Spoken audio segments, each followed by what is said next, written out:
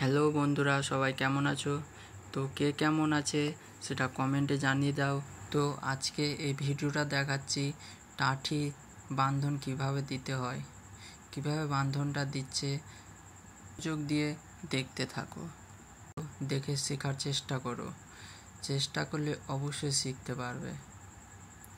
তো টাঠিটা কিভাবে বান্ধন দিচ্ছে হাতের দিকে তাকিয়ে দেখো, অবশ্যই আপনারাও শিখতে পারবে। মানুষ চেষ্টা করলে অবশ্যই সব কিছু করতে পারে। তো মানুষের দ্বারাই সব কিছু সম্ভব।